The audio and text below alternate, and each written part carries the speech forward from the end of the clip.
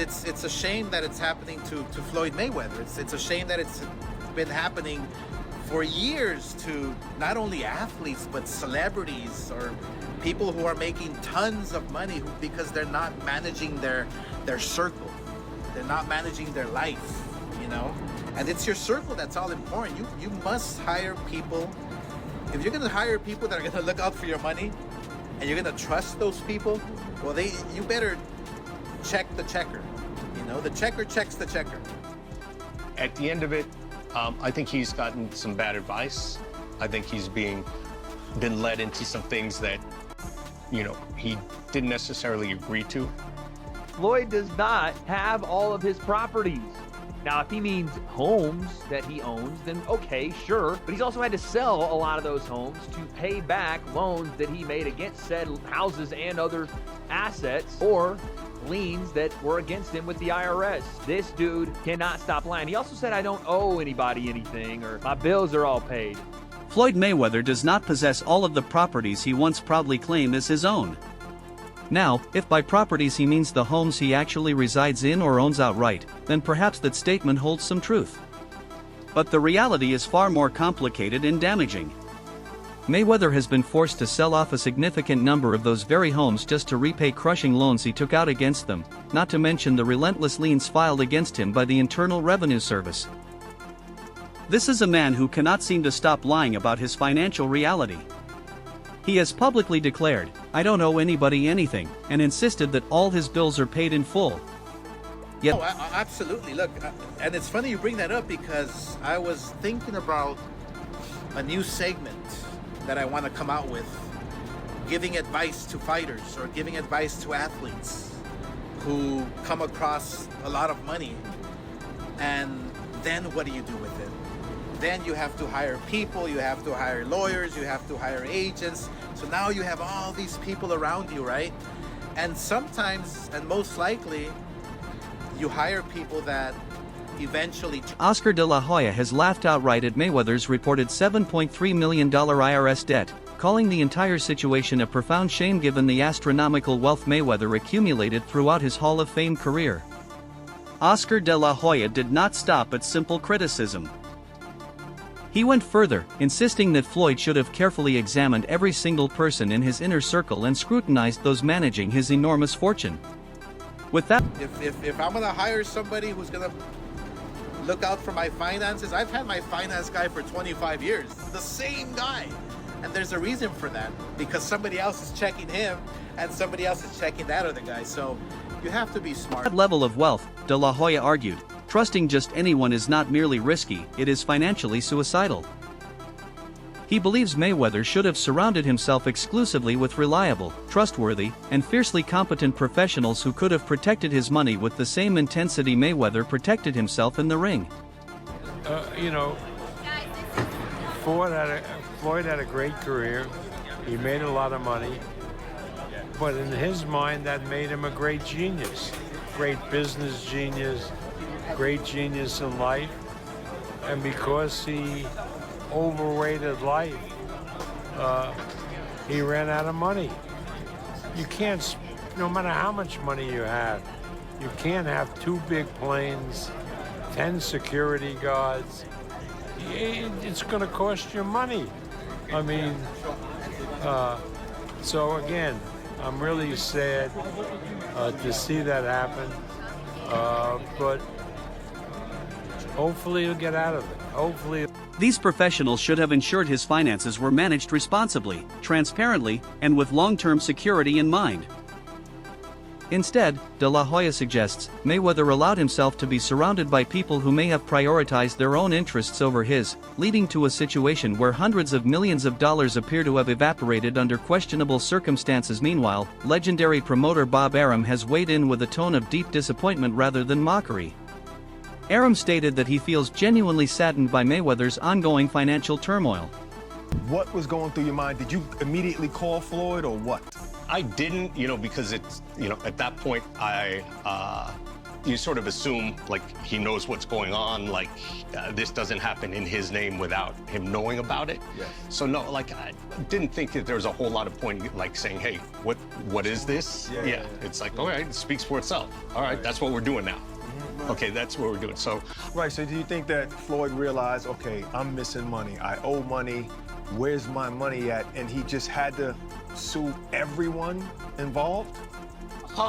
Or someone is telling him, I think it was Showtime, or I think it was this person, your former manager, your former this. I think they're two different situations. Like everyone sort of saw the two lawsuits and say, okay, they're the same thing. I think someone told him you should sue Showtime. Acknowledged that Mayweather was not just a great fighter but a true genius inside the squared circle, a man who earned an absolutely enormous amount of money during his illustrious career. To see someone who achieved such mind-blowing financial success now facing crushing tax problems and public humiliation is, according to Aram, particularly disheartening. Aram's words carry weight because he has seen countless fighters rise and fall, but Mayweather's fall, given the sheer scale of his earnings, stands out as one of the most staggering and disappointing financial collapses in modern sports history. It's the end of May. You know, whatever it's due mid-June. Right. You know, and then you send your money in, and then they don't report it back to us till July. Right. So all of a sudden, at the earliest that we see it is a couple months later. But then there's also, you know, there's sort of middlemen in between that this guy has to report to this company because, you know, for example, if you've got Comcast or Charter or some of these, there's local systems that report to the main company, and then the main company reports to Showtime. So there's sort of delays along the line, and it's a crazy system because it wasn't unusual that 6 months, 12 months down the road, like all of a sudden we'd get a big check from DirecTV or satellite company just because money was delayed and they just found. Dana White, the outspoken UFC president who has worked closely with Floyd Mayweather in the past, has also commented on Mayweather's deteriorating financial situation. White expressed genuine sympathy for Mayweather and shockingly acknowledged the possibility of stepping in to help him. In a candid statement, White said, "When somebody works as hard as he did and amasses the type of wealth that he had and then they lose it or it gets stolen or whatever the deal is, it's horrible." Also been accused in lawsuits of failing to pay for millions of dollars worth of luxury items, including watches and high-end jewelry, allegations he has disputed. Well, not just allegations anymore. He's being charged with 2 felonies for not paying for, or at least writing a bad check for, a watch in Vegas as well. So on all fronts here, Floyd Mayweather is flat out lying, saying, well, my properties are paid for. Again, if he's talking about his houses, sure, your houses are still there, even though, again, he sold 2 houses in Beverly Hills and in Miami to pay 2 of his real estate partners. So why lie about it when we have the proof? It's there. Why? I don't understand. Floyd used to be able, and this, by the way, shout out to Spencer Cornelia, because he hit this right on the head. He nailed this. Pause. He said that Floyd will do this, where he will create a narrative, and because he is a massive superstar, his words are taken as truth. When in reality, we now have the truth. The burden of truth is on Floyd to emphasize that this tragic pattern happens far too often in professional sports, where massive fortunes are built and then destroyed within years. White left the door wide open, adding, "Who knows? Anything is possible." Steven Espinoza, a key figure with deep ties to Showtime, has addressed explosive claims that the network owes Floyd Mayweather a staggering $340 million. Espinoza strongly suggested that Mayweather may have received catastrophically poor financial advice that directly contributed to his current nightmare. He pointed the finger squarely at questionable guidance and reckless money management by the people surrounding Floyd, insisting that these factors played a major role in his financial unraveling. Espinoza also revealed that if he had been directly involved in the lawsuit surrounding the dispute, he would have definitely tried to help Mayweather, given that he worked closely with Floyd at Showtime for many years, adding yet another explosive layer to this already chaotic financial saga. On-site media reported on X that Manny Pacquiao's promotion chief is now suing Floyd Mayweather's former manager for a jaw-dropping $8.30 million, alleging serious fraud and theft.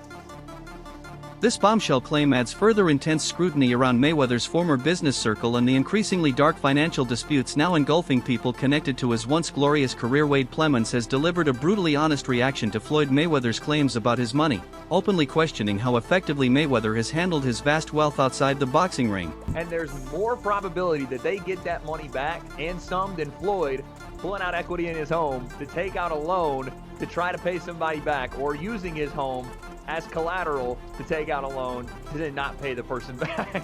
That's the most true thing about Floyd Mayweather's entire career. He is the best boxer of this current day and age, and it's the one thing he's done better than anything ever. In business, anything. He has not run any successful business. He has not made any more money than when he is in that squared circle. Point blank period. And that's not a bad thing, that's just what he's best at. But Floyd Money Mayweather, the only time that money comes into play is when he's that Floyd's reputation as an almost guaranteed winner made people dangerously comfortable risking enormous amounts of their own money by betting on him. He pointed out the bitter irony that bettors may have been more confident putting their assets behind Floyd than Floyd himself was in putting his own assets at risk. Plemons suggested that Mayweather's greatest financial success has always been exclusively connected to boxing rather than any business ventures outside the ring. He also highlighted the fact that Mayweather has been accused in multiple lawsuits of failing to pay for millions of dollars worth of luxury items, including watches and high-end jewelry, allegations Mayweather has fiercely disputed. According to Plemons, Mayweather has simply not demonstrated the same level of success in running businesses or creating wealth outside the ring. So a lot of people are saying you're doing this just cause of the money. Is it just cause money, or just what you want to do? Well, as you know, I mean, nobody has taken none of my properties away from me. Right. So did you one more question? I'm gonna let you finish. Oh yeah, you're talking about the paper? No. Let's go back to that to the paper. Right. You know, I was thinking about something, right? Yeah. And a lot of times. No, hold on. Let me film it. Okay, so check this out. Yeah. Now, when you really think about this, right? We got our people, meaning the black community. Yeah. These people have been paying money for years to come see me fight. Yeah. These people will put equity out of their house, bet their life savings, and they bet it on Floyd because I've proved that I'm 100% when I get in that ring. But despite the overwhelming storm of criticism, legal battles, and public humiliation, Floyd Mayweather continues to defiantly dismiss all concerns about his finances, stubbornly maintaining that his financial responsibilities remain completely under control. In a recent statement, he declared, "So I still got all my houses. I still got everything. My whole family, they bills still paid." In an interview, Floyd pointed out that none of his properties have been taken away and insisted that his family and employees continue to be paid without interruption. Mayweather emphasized that his houses, family, and business obligations remain fully intact, presenting this as undeniable evidence that everything is still being handled properly. The federal tax lien filed against Floyd Mayweather is not a minor bureaucratic issue. It is a terrifying legal weapon that allows the United States government to claim a direct interest in Mayweather's property until the outstanding tax debt is fully resolved. And this is not the first time Mayweather has faced devastating IRS-related issues. Every time, because they believe in me, right? And they rooting because they want to see me win. And then after they go home and they got everything they want, they praying on my downfall. Facts. They praying on my downfall. So, yeah, we don't want to see Floyd with nothing. Right. And so, I mean, and in due time, you know, a lot of times they say, oh, it's this lawsuit, it's that lawsuit. One thing about me, whoever I get involved with, as far as with business, I get myself out of the situation. Okay. You know, one thing we're not going to do is go out there and go point fingers. Oh, this person got me in that. As a man, you know, if me and you doing. He previously dealt with a reported $22.5 million lien connected to his 2015 taxes and another $7.2 million lien involving his 2010 taxes. The latest bombshell lien comes as reports continue to question Mayweather's financial situation despite his extraordinary career earnings, which have been estimated at around $1. $15 billion throughout his Hall of Fame boxing career. Cam Newton has weighed in with a powerful and thought-provoking analysis of Floyd Mayweather's financial habits, openly questioning how one of boxing's greatest fighters could reportedly face such devastating financial difficulties after earning enormous amounts throughout his career. Newton pointed directly to Mayweather's notoriously extravagant lifestyle, including luxury brands, expensive purchases, and shocking reports of extraordinary daily spending. From Pretty Boy Floyd to Money Mayweather, it don't matter who he identified himself to be. My question comes as I look at his career, I don't want to talk about the earnings because that's not something that I want to point out. I don't even want to talk about the splurging because he gave off this lifestyle that was not realistic for a lot of people to obtain. Yes. My question is, why hasn't he ever aligned with a brand? Or let's flip it, why hasn't a brand ever aligned with him? I'll give you an example. Yeah. So when you think about boxing, Okay. names that come to fruition or come to mention is Oscar De La Hoya. Yep. Oscar De La Hoya is the face or the owner, creator, CEO of Golden Boy Promotions. Well, Mayweather Promotions, not a lot of people have aligned with that. You got Devin Haney that has spoken. He noted that Mayweather has been associated with lavish fashion, exotic brands, multiple business ventures, and an outrageously expensive lifestyle involving cars, jewelry, private travel, and other unimaginable luxuries. Newton said that reports of Mayweather spending as much as $500,000 in a single day raised serious and disturbing questions about whether such unsustainable habits could possibly be maintained long-term. It was, speculative that he had $500,000 a day splurges. Yeah. Is that sustainable? He had multiple business ventures that failed. He had the lifestyle with multiple women and different things like, bro, I get it. But dang, and let this be a message to all athletes. And I'm not trying to rag on Floyd because I still have so much respect for Floyd. Every time I see Floyd, it's like, he one of the ones. Yeah. Because contrary to whatever it is, he's still a great fighter. But yet, we gotta do better with our money. Yeah. How? We have to put ourselves on a realistic longevity plan that even though you got the money fast, you can't keep spending it fast. But who do you trust? How do you trust when, and I'm not saying his background, but if you're not used to money, don't have money in our community, who do you trust? How do you trust? How do you go about finding somebody to put you on a budget to do that? Because However, Newton made it crystal clear that his comments are not meant to disrespect Mayweather. He continues to recognize Floyd as one of the greatest fighters of his generation and stressed that the discussion should serve as a powerful lesson for all athletes. Newton emphasized the absolute importance of creating a realistic financial plan, especially when income is extremely high. He argued that earning money quickly does not mean it should be spent at the same reckless speed. On God's green earth, could this man be broke? His lifestyle. I've been around like hanging out for days, weeks. It's the lifestyle. Like when you got a 40-man entourage, you got other people and you take everybody out, pay for everything, shopping, the mall, going out to eat, renting out an entire movie theater.